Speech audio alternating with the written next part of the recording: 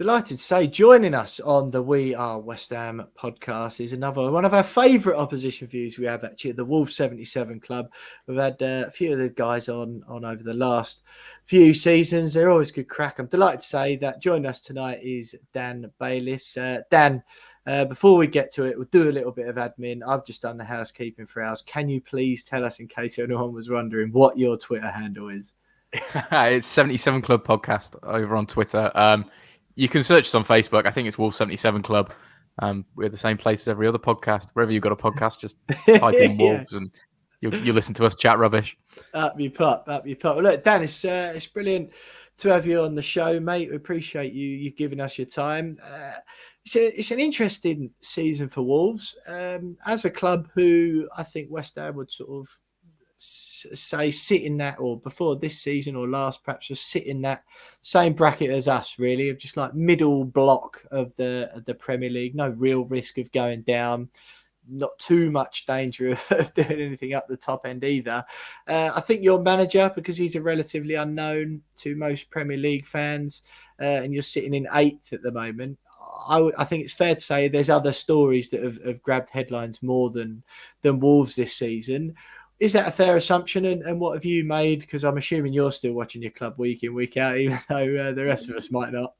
Yeah, I think that's a totally fair assumption, to be honest. It's a proper transition season, to be straight with you. You know, Nuno going probably was the right thing. I think the football towards the end of his reign wasn't very interesting to watch. I mean, if you're making the schlep up to Wolverhampton or wherever you are in the country to go and watch it, some of it got a bit taxing, and it did rattle the fans at the time.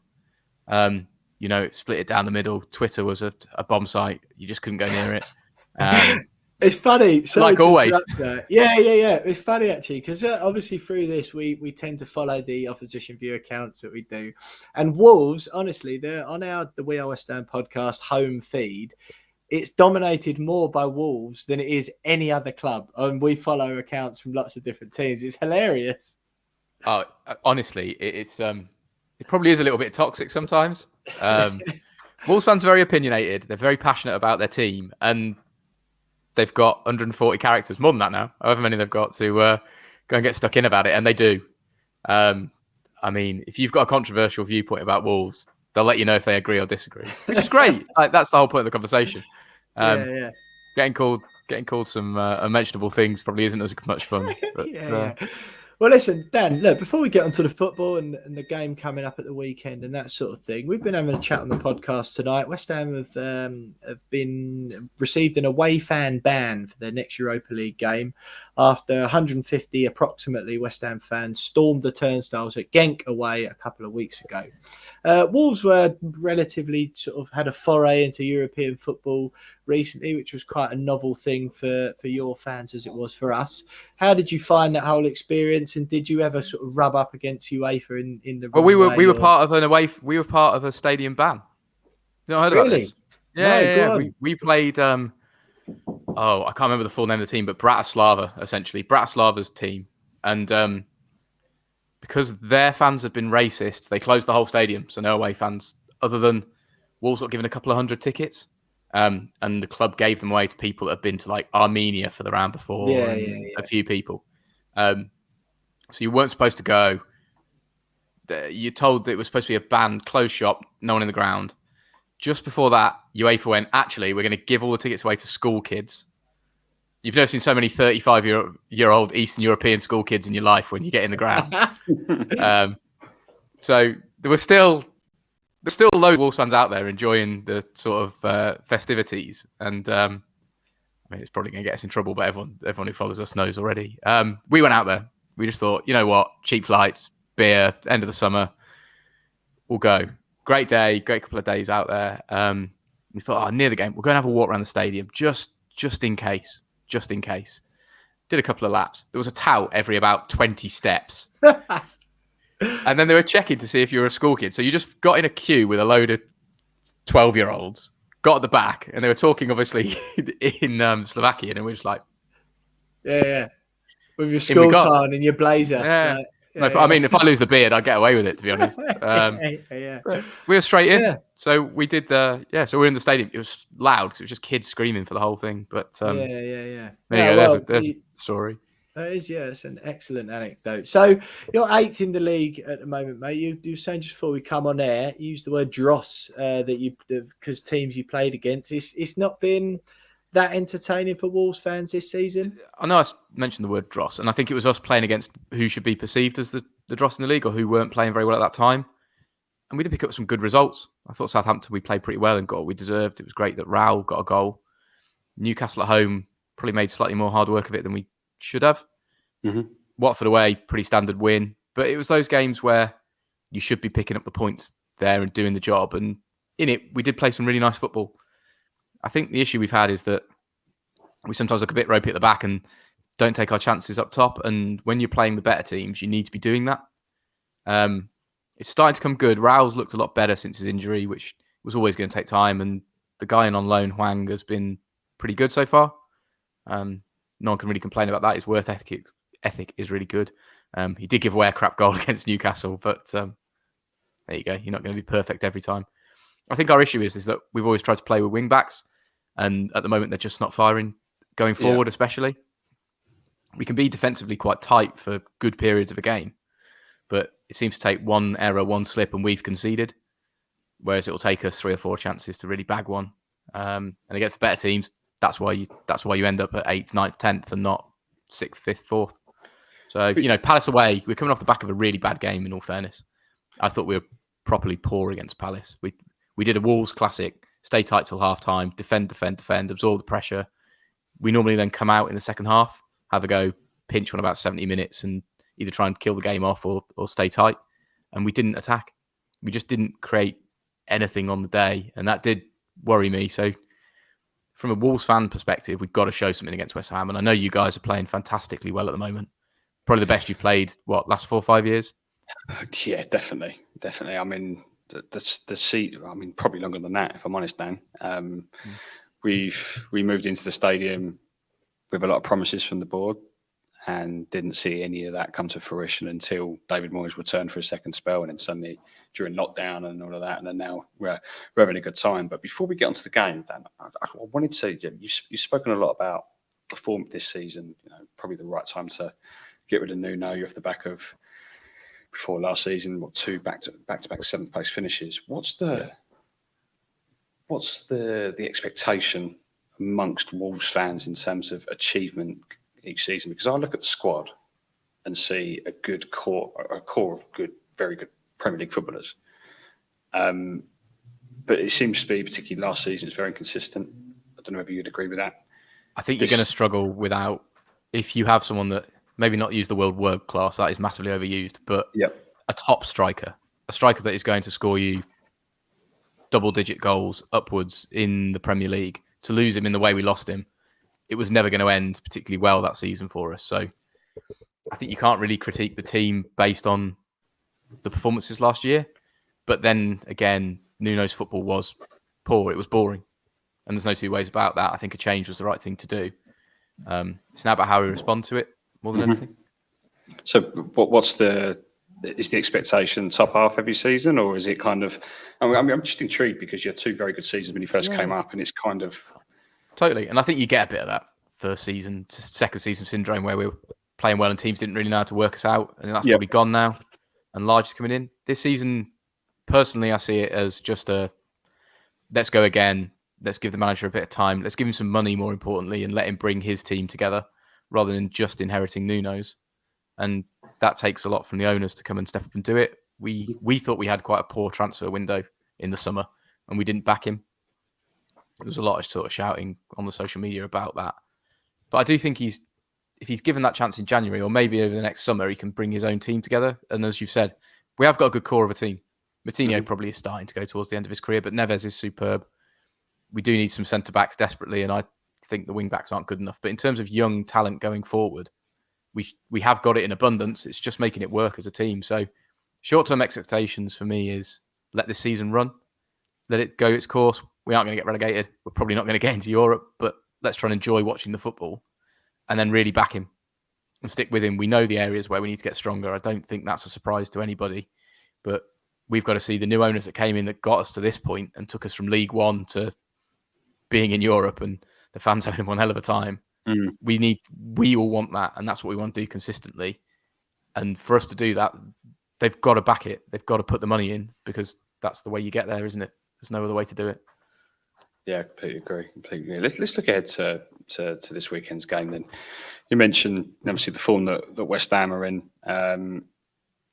Last season when we came to Moyes, I think last season was we won earlier on in the season 4-0 at the stadium. I think that was the first time we'd scored any goals against Wolves since you were promoted. Yeah, 2-3-0s and a 1-0 at your place, I think. Yeah, I think so. But I mean, I remember going into that game at the beginning of last season going, it'd be nice just to score one at least so we can break that duck. And it was a surprise 4-0 win. And then the Jesse Lingard show at Molineux later on in the season.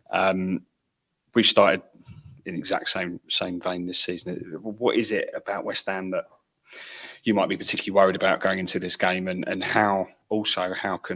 what is it that West Ham could be worried about with Wolves? I don't know. Winning's habitual, isn't it? And when you've got a team on the up with the confidence to take their chances, try that bit of skill, beat their man, do something a bit special, it tends to carry on that way.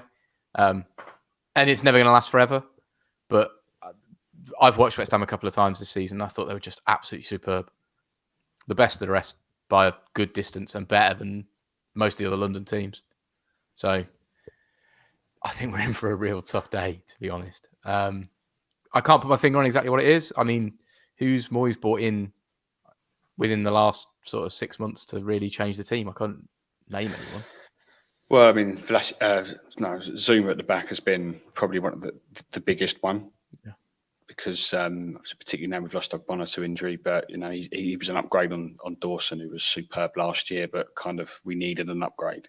But beyond that, I mean, Vlasic has been okay. He's not really set the world alight.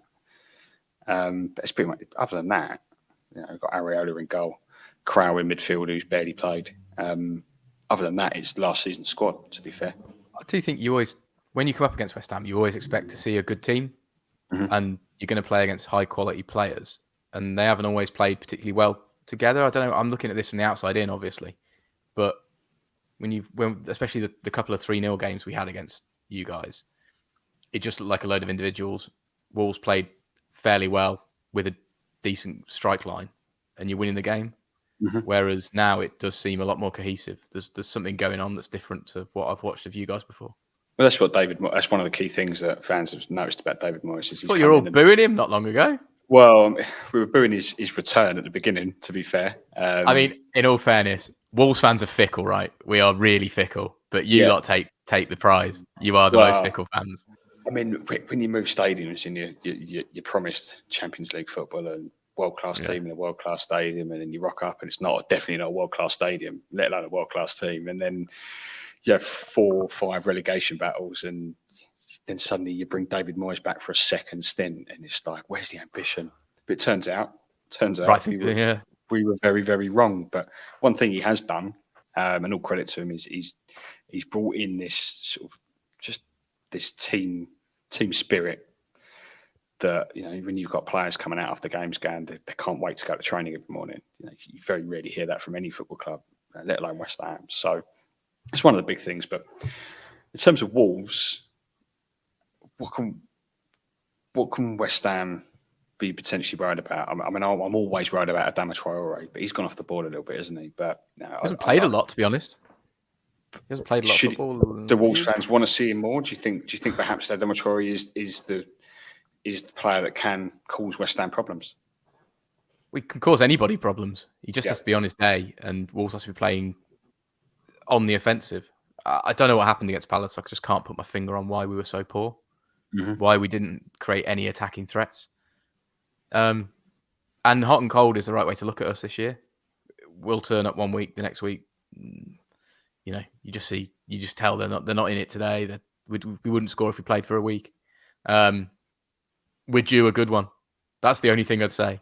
Even though I think you're fantastic, I think the football you're playing is so good. It's what I'd love to see at the moment at Molineux, but we're due one, and I think the home crowd really need one. I think they're going to be behind them. I think after a bad result, you'll see the fans really get stuck in behind Wolves, and if we get a good start, I'd hope to say that we could just push on and just sort of kill the threat a little bit. But, you know, all the pundits will be saying away win. So it's one of them. But I think our threat is more in being at home, being at Molineux, even though our record doesn't look great. It's more just Wolves turning up on the day, and we are genuinely due one. I mean, I must say it's quite refreshing, even now, to hear fans talk about how impressed they've been with West Ham, because for so many years we've just been so used to fans going, look forward to playing West Ham this weekend. It's an easy 3 points. We're just loving every minute of this. It's completely true, though, isn't it? I'm not trying to fluff you up. It's just genuinely right. And I mean, a few years ago, it was the 1-0 that when Traore scored in the last second. Yep. For my sins, I went with some mates, and we were in the West Ham end, and I was obviously sitting on my hands and all that sort of stuff, but not that much happened in the game. But hurling abuse, it was just literally a load of cockneys going, bloody hell, we're absolutely rubbish at this. It's not a bad impression. I was like, this is hostile. And when we scored in the last second, I've never seen anything like it. Like, went nuts. So for you guys to now be all singing praises and happy, it's quite a nice role reversal, surely. Like, 100%. It's come almost unexpectedly, which is kind of a lot of West Ham fans are still in a bit of shock as to what on earth's going on. Like, we didn't see this one coming, but we'll take it. Enjoy while it's there. Oh, we definitely will. But before I let you go, Dan, let's have a score prediction for Saturday. I'm going to be positive and say that we will turn up and we're going to pinch it 2-1 just to turn the tide on all the pundits because they don't know anything. Fair. I like that. I think I'm going to go. I think we will take all 3 points. I'm going to go 2-1 to West Ham. So we're both going for 2-1 each way. Fair enough. I think Antonio's had a good international break, 2-2 for Jamaica, and I think he's going to come back with a lot of confidence if his hamstrings are still intact, because that's the big worry for us. But we just look very good going forward, and I think there'll definitely be goals either way. Dan, thanks so much for joining us. No worries. On the opposite view, and I apologise for Will going missing midway through Don't worry. Through the empty podium. Him. Yeah. I don't know when he'll be back. I might be doing the rest of the episode on my own at this rate. But I appreciate coming on, Dan, and good luck to Wolves for the rest of the season. Nice one. Enjoy the game on Saturday.